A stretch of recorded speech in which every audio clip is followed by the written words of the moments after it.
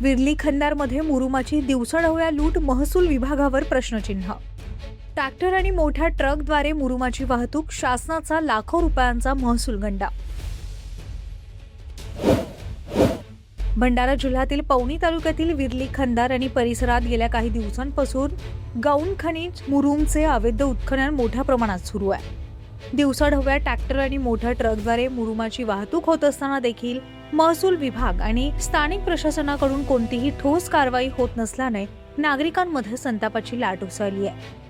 विशेष म्हणजे गावात तलाठी आणि कोतवाल यांसारखी जबाबदार यंत्रणा अस्तित्वात असतानाही त्यांच्या कार्यक्षेत्रातून ही अवैध वाहतूक सुरू असल्याने प्रशासनाच्या भूमिकेवर प्रश्नचिन्ह उपस्थित होत आहे।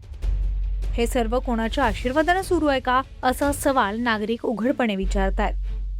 ग्रामपंचायत क्षेत्रात बसवलेल्या सीसीटीव्ही कॅमेऱ्यांमध्ये गेल्या काही दिवसांतील ट्रक आणि ट्रॅक्टरची हालचाल स्पष्टपणे कैद झाल्याची शक्यता आहे। या फुटेजची तपासणी केल्यास मात्र मोठे रॅकेट उघडकीस येऊ शकतं।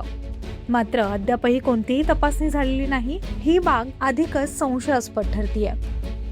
दरम्यान सततच्या उत्खननामुळे परिसरात मोठे खड्डे तयार झाले असून पर्यावरणाचा समतोल बिघडतोय, तर दुसरीकडे शासनाचा लाखो रुपयांचा महसूल बुडत असताना काही मोजक्या लोकांचा फायदा होत असल्याचं चित्र स्पष्ट झालंय।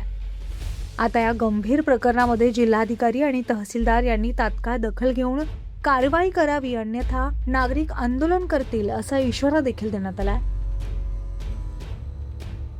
विर्ली येथे जो उत्खनन सुरू आहे त्याच्याबाबत काही रॉयल्टी वगैरे काढली आहे का? रॉयल्टीचे दोन तीनदा मला फोन आले होते की साहेब आम्हाला रॉयल्टी पाहिजे, पण जे नियोजित रॉयल्टीचे गट आहेत आपण तिथूनच रॉयल्टी देणार आहोत आणि जिथं रॉयल्टी नाही तिथल्या वेगळ्या ठिकाणातून कोणी मुरुम करून आपला साध्यसिद्ध करत असेल तर मी स्पेसिफिक ग्राम महसूल अधिकारी यांना निर्देशित केलं आहे की आपण कसल्याच प्रकारच्या जिथं मुरुम आहे आणि जे शासनाच्या गटमध्ये देण्यासारखं आहे तेच गट देवा, अन्यथा देऊ नये। दिल्यास आपण जबाबदार राहाल म्हणून अशी माझी निश्चित त्यांना स्पष्ट सूचना दिलेल्या आहेत। आता जो मुरुम अवैध उत्खनन सुरू आहे 2 दिवसापासून, तर त्याच्यावर आपण काय कारवाई करणार? मागील सर ते विर्ली खंदार आणि चिखली ज्या जो आहे नियोजित इलाका आहे, या बाजूला चिखली आहे, त्या बाजूला विर्ली आहे, नेमकं काय ते ठिकाण पाहून आपल्याला ती कारवाई करता येईल। जर दोषी आपले तलाठी आढळले तर त्यांच्यावर कारवाई होईल का? निश्चितच कारवाई करू आपण, निश्चितच कारवाई।